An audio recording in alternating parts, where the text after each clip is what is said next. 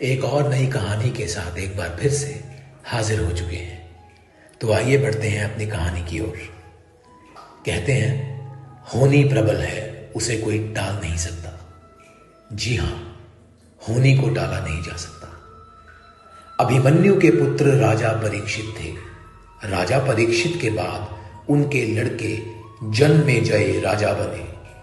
एक दिन जन्मेजय वेद व्यास जी के पास बैठे थे और बातों बातों में जन्मेजय ने कुछ नाराजगी से वेद व्यास जी से कहा कि जहां आप समर्थ थे, भगवान श्री कृष्ण थे, भीष्म पितामह थे, गुरु द्रोणाचार्य, कुल गुरु कृपाचार्य, धर्मराज युधिष्ठिर जैसे महान लोग उपस्थित थे, फिर भी आप महाभारत के युद्ध को होने से नहीं रोक पाए और देखते देखते अपार जन धन की हानि हो गई।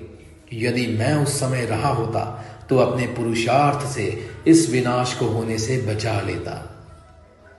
अहंकार से भरे जन्मेजय के शब्द सुनकर भी वेद व्यास जी शांत रहे।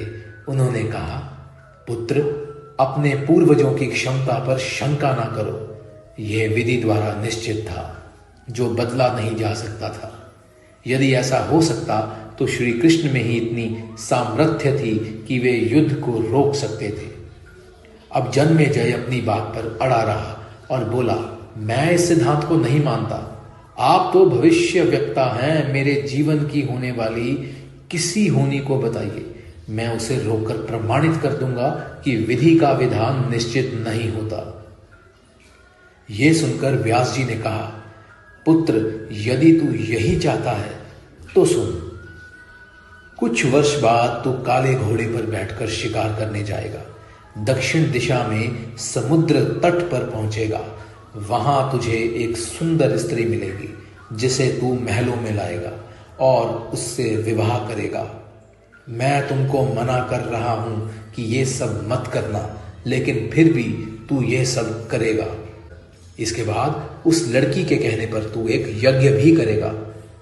मैं तुझे आज ही चेतावनी दे रहा हूं कि उस यज्ञ को तुम वृद्ध ब्राह्मणों से करवाना, लेकिन वह यज्ञ तुम युवा ब्राह्मणों से करवाओगे।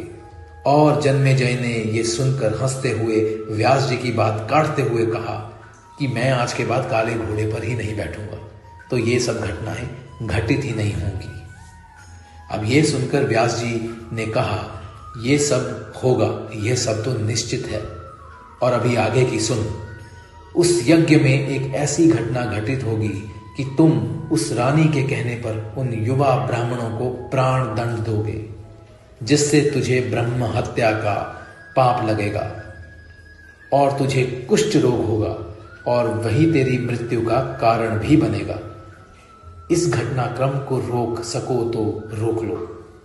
वेद व्यास जी की बात सुनकर जन्मेजय ने एहतियातवश शिकार पर जाना ही छोड़ दिया, परंतु जब होनी का समय आया तो उसे शिकार पर जाने की बलवती इच्छा हुई।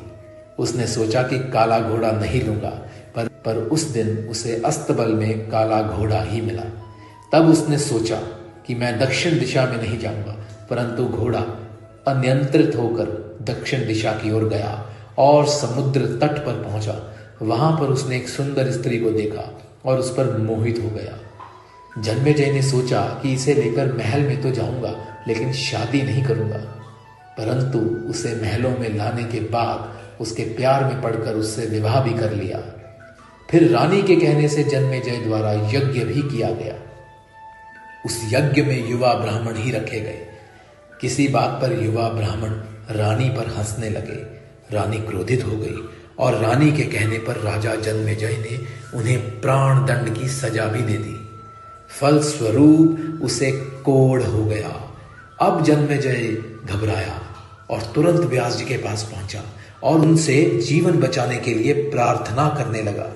अब वेद व्यास जी ने उसे कहा कि एक अंतिम अवसर तेरे प्राण बचाने का और देता हूं। मैं तुझे महाभारत का श्रवण कराऊंगा, जिसे तुझे श्रद्धा और विश्वास के साथ सुनना है। इससे तेरा कोढ़ मिटता जाएगा। परंतु यदि किसी भी प्रसंग पर तूने अविश्वास किया तो मैं रथ का वाचन रोक दूंगा और फिर मैं भी तेरा जीवन नहीं बचा पाऊंगा। याद रखना, अब तेरे पास ये अंतिम अवसर है। अब तक जन्मेजय को व्यास जी की बातों पर पूरा विश्वास हो चुका था, इसीलिए वह पूरी श्रद्धा और विश्वास से कथा श्रवण करने लगा।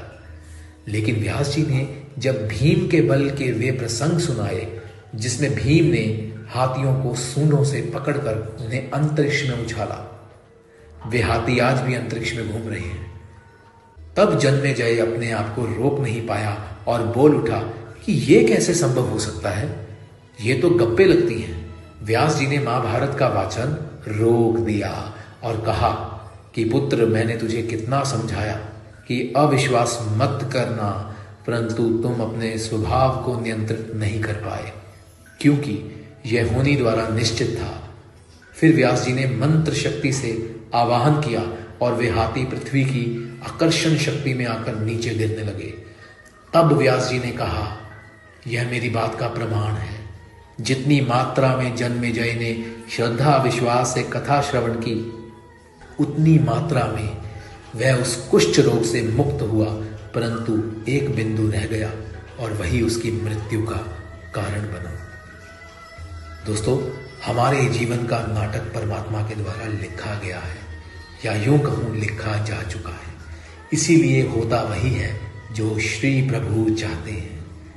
कर्म हमारे हाथ में है, लेकिन उसका फल विधि के हाथों में है। गीता के 11वें अध्याय के 33वें श्लोक में प्रभु श्री कृष्ण अर्जुन से कहते हैं, उठ खड़ा हो और अपने कार्य द्वारा यश प्राप्त कर।